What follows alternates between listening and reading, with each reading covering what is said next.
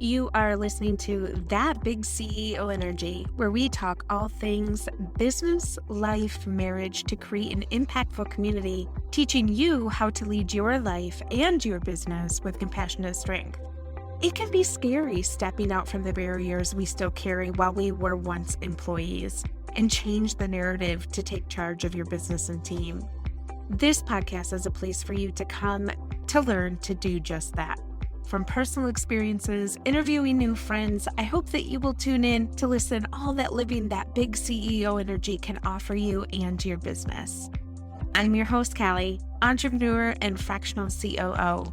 Let's jump in. Listen, owning a small business is exciting. It's also a labor of love. And I think what makes it so exciting is that you get to make your own rules and run it just the way that you had envisioned and always dreamed of. When we consider all the different ways to run a business, the list would be simply exhausted. There's tons of ideas, tons of people that we get our inspiration from, tons of websites, articles, even podcasts. And the best part of owning a small business is it makes you resilient, always adapting, improvising, and overcoming hurdles, taking the small bits and nuggets that we've learned from everybody else and creating something so beautiful. And I think that making mistakes is just a natural part of anything, but especially when you own a small business. Some mistakes truly can be detrimental to your business's health and ultimately the survival of your company. Sure, there are some fundamental things that if you don't set them up properly, you will walk the path quicker than any other mistakes that will get you there. And that's really what we're going to be chatting about today. The first one is all about your plan of business. And I'm not just talking about what you have in your head or the plans that you share with others over dinner or even the plans that you share, through your community of social media, but the actual physical business plan. Not having a business plan and trying to run your business without a plan is literally like showing up to a water faucet with no cup. All the ideas are flowing. Everything that you need is coming out. But if you don't have the tool to catch it and sort it out, you may get lucky and end up with some water in your hands, but the chances are that you will waste a lot of time and resources in the process. You need a business plan. Every business does, no matter how big or how small. And I will put a link to the business plans that are available on SBA.gov. And those are really two good business plans to get started. If you are more of a complex business or want to set up your business plan in a more complex way, that's available. And then they also have a simple business plan that you can fill out. So whatever suits your needs, they have two available on there. And I highly recommend downloading both of them. And even if creating a hybrid out of them works for you, at least then be able to put your eyes on a focus of having a business plan. The second thing that can be really detrimental to your business survival is being unclear about who you serve. If you don't know who your market is, how to reach them, then you are setting yourself up for your business to fall into the track of everyone else's. Your business is not like anyone else's. What you serve is distinctly different because, well, it comes and flows through you. So being unclear about how you serve people can give you the impression of being disorganized. To attract the clients that you want to serve, spending some time in identifying what your key offers are. If you have a mission or a vision statement, putting that in a place where you can always see it. If you don't have those, I would highly recommend, even if you're a solopreneur, to create your mission and vision statement because these two things really are the track to you attracting the individuals that you want to attract and being clear on who you serve and what you are serving them. And point 3 here is assuming that your target audience is everyone. One very common mistake of service providers when they first begin is serving everyone because they need the revenue. Think about it. Have you ever shown up in your business and someone has offered you something and it's not something that you really love to do. It's not something that really sets your soul on fire, but the revenue is there. And so you feel obligated to take it because at least it's something, right? This is the stuff that I'm talking about. It is also a quick, easy way to become distressed and burned out in your company. And it oftentimes leaves you questioning why you started this business. Finding your target audience eliminates the possibility of people being unclear about you and your services, but also allows you to develop a marketing and execution plan that is personal to the target group of people. So, when we say the target audience, what do we mean? We mean the people who are waiting for you to be clear about what you serve and they automatically know that they need it, right? So for me specifically, it's women in business. It's women who need operations scaled on the back end. It's women that need teams set up and managed, right? That is my target audience. And so while it might not look like an age target audience, where, some clothing companies, they do have that sort of target audience. But for service providers, it's more so a target audience of what are they looking for? Do they need the type of service or do they need the e-commerce product that you're selling?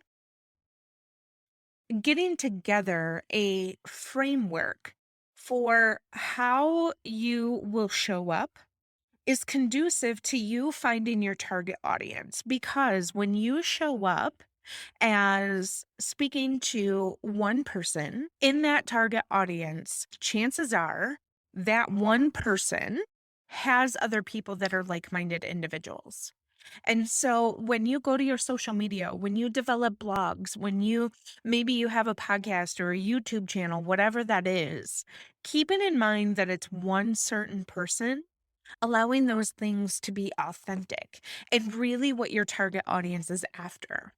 And sometimes your target audience shifts, right? Sometimes it looks like where you have started in your business, and because you have grown and you have found new things that you are an expert on and you are putting out into the world.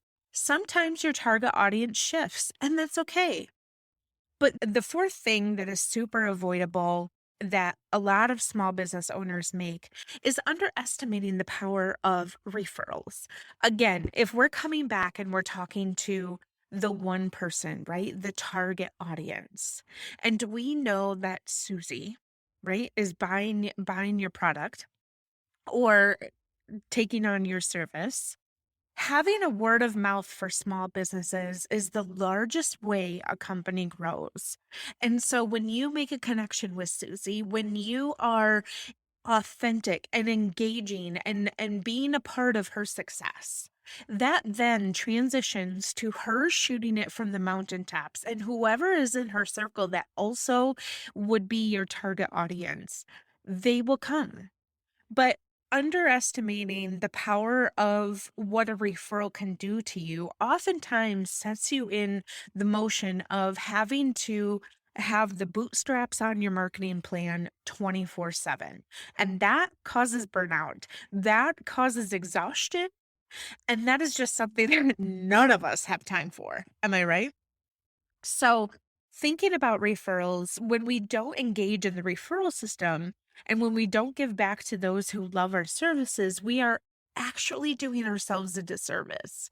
But more so, we're doing them a disservice because part of being a small business is creating relationships and creating authenticity. And so, when you create a relationship with the individuals, even if they are done with your service, right? They will go and when they find someone that is in the path or maybe the starting point where they were, they are more inclined to say, "Hey, I know Callie. She does amazing work. And so I am happy to give you a referral because I walked through her program or I had her do X, Y, and Z for me and it turned out phenomenal. And I really want you to be set up for success.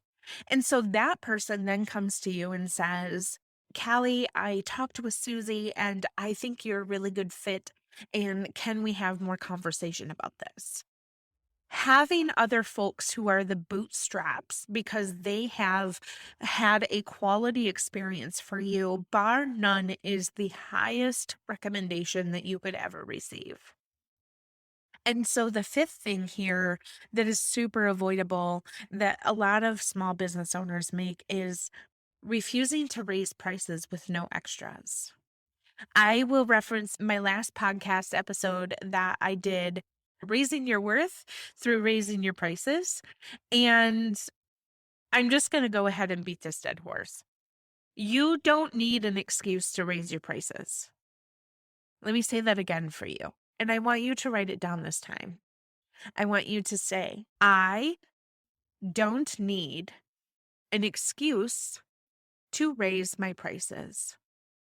You don't need an excuse to raise your prices. There, I said it. If you are the type that needs permission, here it is. And yes, I am shouting. If you need encouragement on how to raise your worth by raising your prices, go check out the podcast episode. But it is imperative that we as women, as small business owners, understand that we get to raise our prices just like everyone else. And whether it's economic factors, whether it's simply because we want to give ourselves a pay raise, whether that's us finding out that we are the low end of the market and we no longer are settling for that, any time is a good time to raise your prices, right? Write this down. Any time is a good time to raise your prices. That's it. No extras, no time on the clock, no waiting for this sale, no waiting for whatever sale. Any time is a good time to raise your prices. And the final avoidable mistake that small businesses make is ignoring the competition. And this is also directly related to number 5, right? Because if you aren't out figuring out what your competition is doing, what they are including in their services or in their shop to be able to benefit off of a pay raise, you come up short.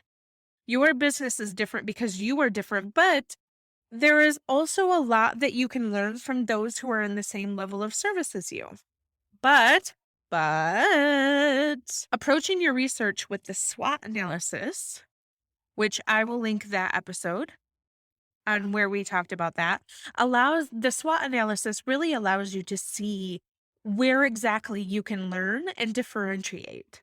So what I mean by that is strengths, weaknesses, opportunities, and threats, right? So if you go through maybe your biggest competitor and you sort of do a SWOT analysis that is comparison to yours, what are their strengths? What are their weaknesses that you can see? Where are the opportunities maybe that you would imply that they need to look at? And what are the threats from their side maybe that you could tell?